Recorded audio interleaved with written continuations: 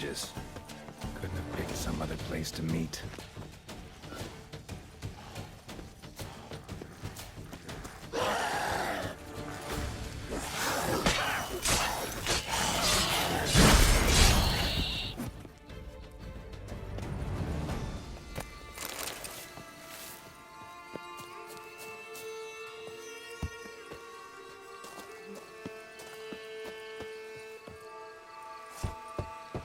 Regis! Damn it.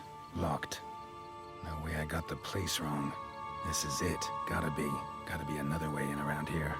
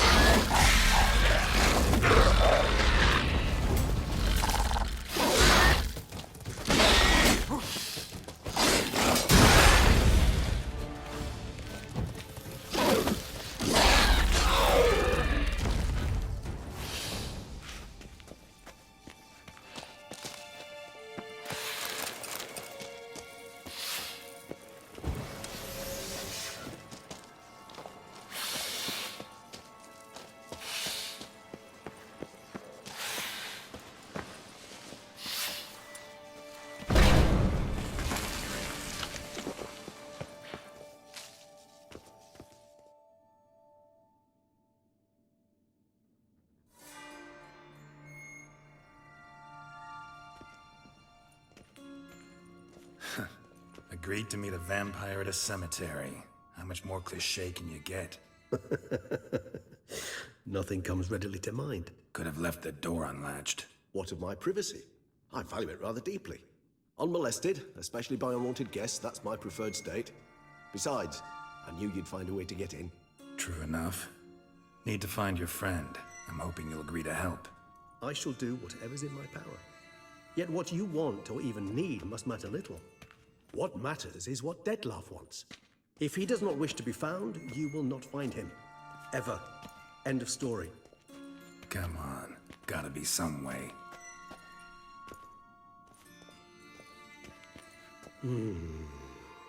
Vampires can evade detection by the senses, and no divination magic works on us.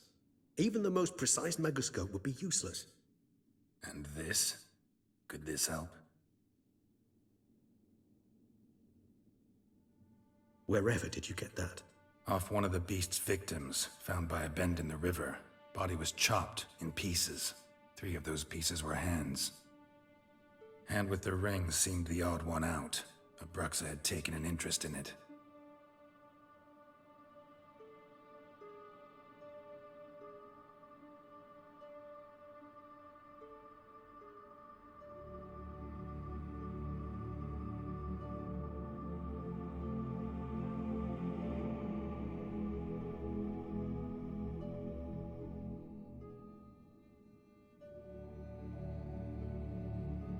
It's Dettlaff's hand, without a doubt. It will do splendidly. The hand. What do you plan to do with it? You've heard of Kovinares' theory of tissue memory retention. Rings a distant bell. Read about it in Alchemia Oblitera. There's a copy at Kaer Morhen, tattered, nearly disintegrated. But if memory serves, Kovinares never managed to prove it worked. He did prove it, just never managed to publish his findings. He and I corresponded, you see, after we became friends. Thus, I know he completed his research and performed the first tests. It's complicated, so without delving into details, it is possible to use any piece of tissue to reconstruct what a whole body experienced. How's it work? We need any special equipment?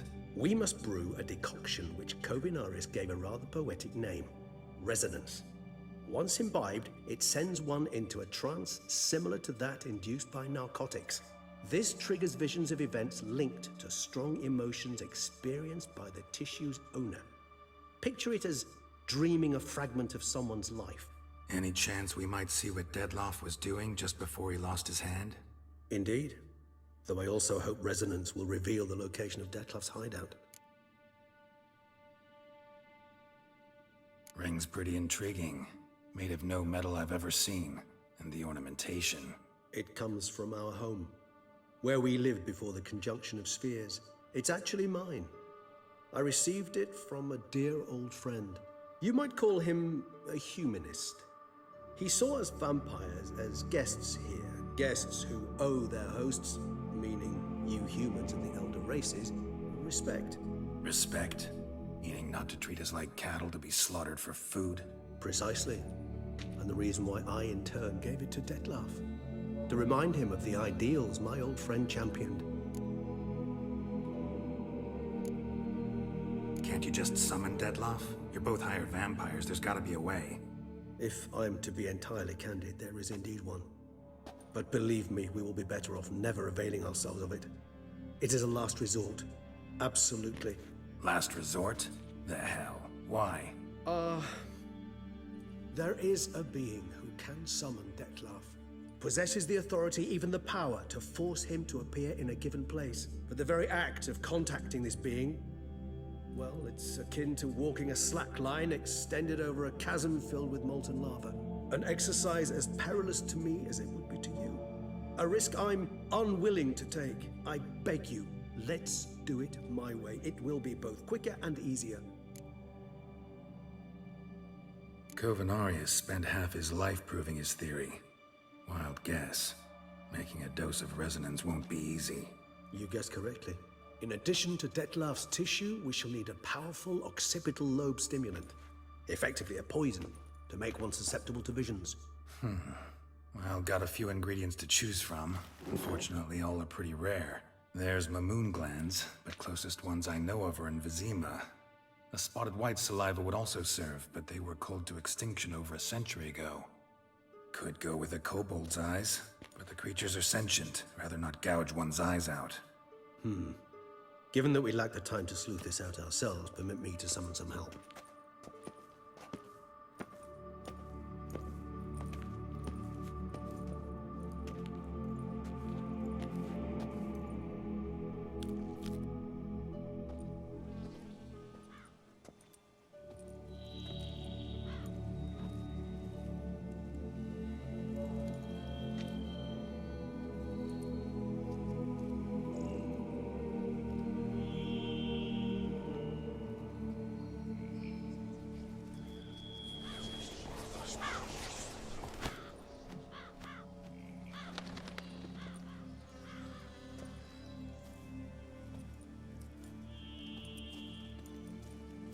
What was that? A raven? Rather a common sight at this latitude. Very intelligent fowl. I asked him to look for the creatures you mentioned, him and his brethren. Perhaps they'll find one in the area, and I would hazard that a flock of ravens will spy any said creature faster than a solitary witcher would. With all due respect to your skills, my friend. It will take them some time nonetheless, so perhaps you'd care for a snifter of mandrake. Rarely say no to a snifter. Sadly, this is but a weak infusion rather than a proper distillate. Even better. I remember your mandrake hooch. Made people say things they'd have rather kept to themselves. Now, what could Geralt of Rivia prefer to keep to himself?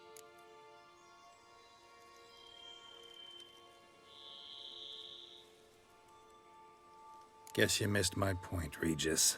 I was glad to hear it's not the hooch, because I don't want to talk about what I don't want to talk about.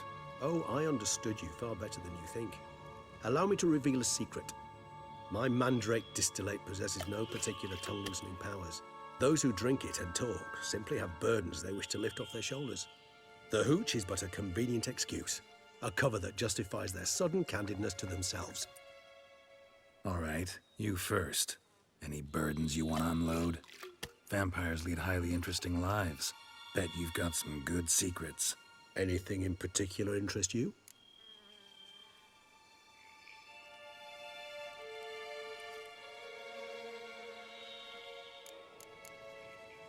Gotta ask you the big question. One everyone wonders about. What happens after death?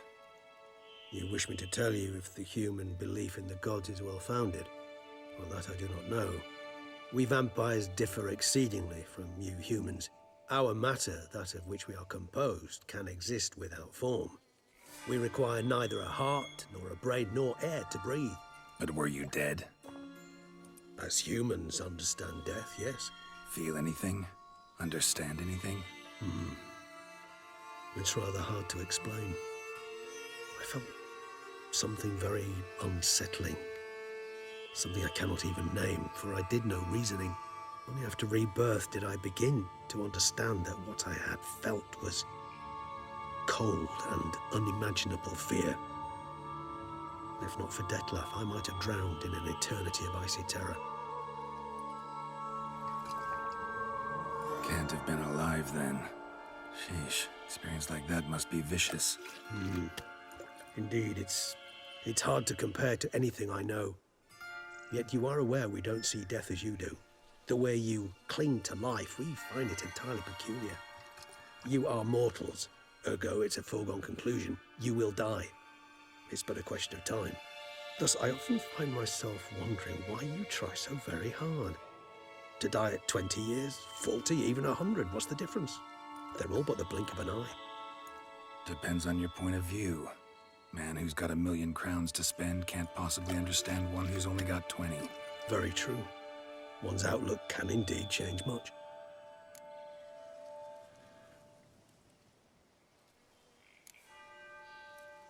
All right, give you one question. What do you want to know?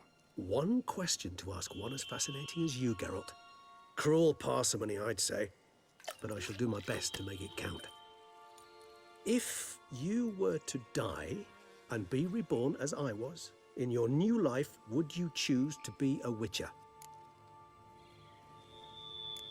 See, Regis.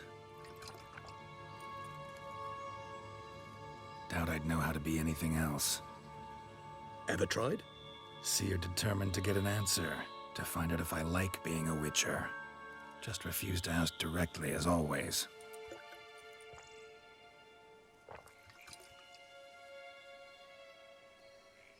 I like being on the path. I like picking up a lead, a trail. I like the tension right before a fight. And nothing gets my adrenaline flowing like battling a beast. Even gotten used to people treating me like a freak, an outcast.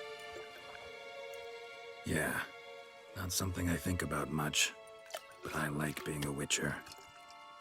Thank you for being honest. Honesty is an attribute of the truly brave, and thus a privilege of the very few. Still no sign of your winged friend. Sure it understood what you wanted? Dead certain. Let's wait a bit longer. It'll return soon, don't doubt that for a moment.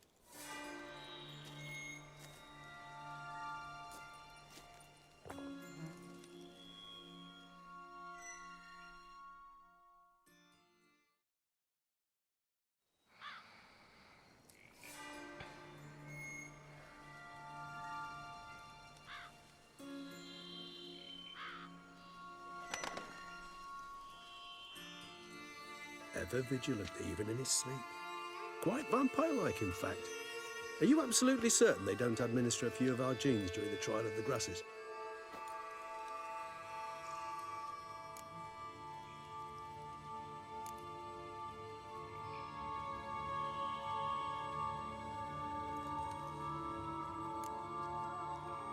As far as I know, none. Now what you got for me? You were right. No kobolds or mamoons for miles around. Knew it. Allow me to finish. You see, there's this spotted white. It haunts an abandoned residence in the Caraberta woods. Impossible. My brethren hunted down every last spotted white before I was born. Then it seems you must revise your knowledge of spotted whites. For somehow this one managed to survive your brethren's onslaught. It seems I know this home it haunts. Recall a tale about it. Locals believe the place cursed. Perhaps that's how the Whites survived entirely unmolested.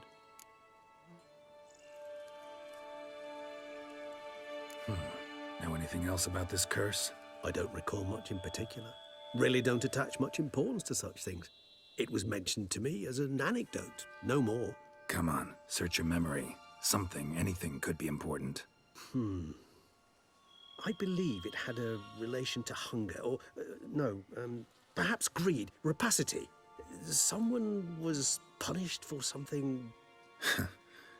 Textbook definition of a curse, pretty much.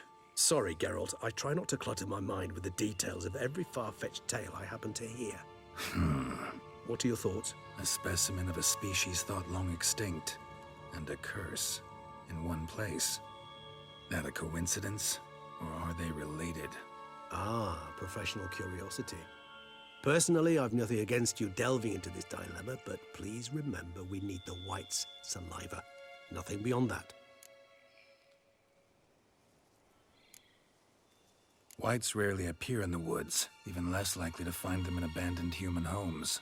They inhabit remote wildernesses, old abandoned cemeteries. What's your point? This might not be a spotted white after all. Your little helper might have made a mistake. I sincerely doubt it. Ravens are devilishly intelligent creatures, and they've highly developed observational skills. What exactly did they observe? The area around the estate, it's covered in spoons.